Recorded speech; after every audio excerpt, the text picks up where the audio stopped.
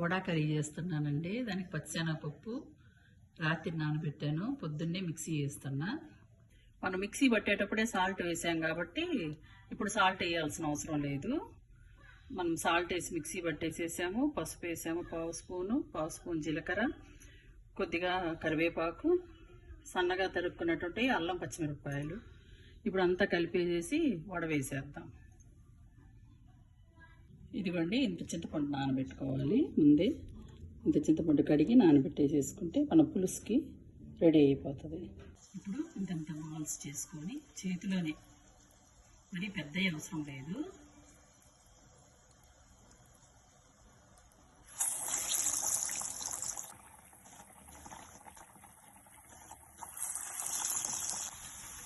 Morning curry చేసుకోవాలంటే నైటే నానబెట్టుకుంటే మంచిదండి.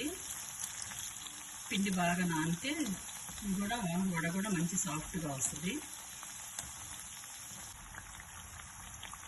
ఇవి అమెరికాలో ఫలాఫల్ అని, కానీ వాటికన్నా మనకి రుచి కానీ టేస్ట్ చాలా బాగుంటాయి. ఇద్దరున్న దగ్గర ఒక 100 గ్రాముల పప్పు వేసుకుంటే చాలండి, చక్కగా కర్రీ అయిపోతుంది. ఇవి ఇట్లా గుల్లగా రావాలంటే ఒక్క చిటికెడు సోడా వేసుకోవాలండి. దాంట్లో ఒక చిటికెడు ఎక్కువ వేయకూడదు. అన్నీ తీసేద్దాం. ఆయిల్ పెట్టుకో, కొంచెం ఆవాలు, కొంచెం మెంతులు, కొంచెం జీలకర్ర, ఒక మిరపకాయ, కరివేపాకు, కొంచెం మినపప్పు, ఉల్లిపాయలు ఇలా ఎర్రగా వేగిపోయాయి కదండి. ఇప్పుడు దీంట్లో కూరకు సరిపడా కారం వేద్దాం, ధనియాల పొడి, కొంచెం పసుపు.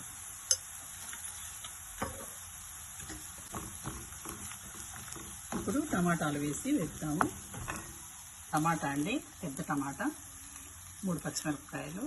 ఇప్పుడు తీసిపోసేద్దాం.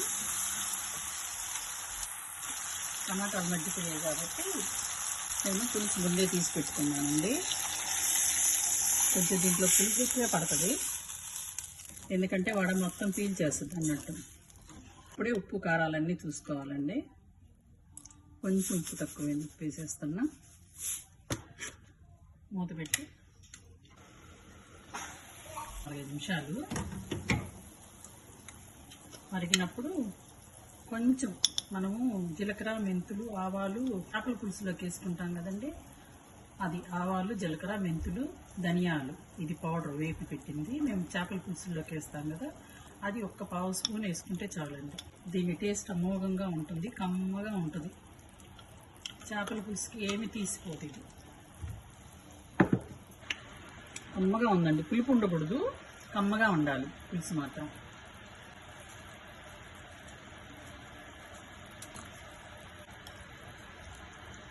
American falafel, Indian masala vada curry ready. కొంచెం ఉడకనిచ్చి ఈ పులుసు అంతా పీల్చుకొనిద్దాము.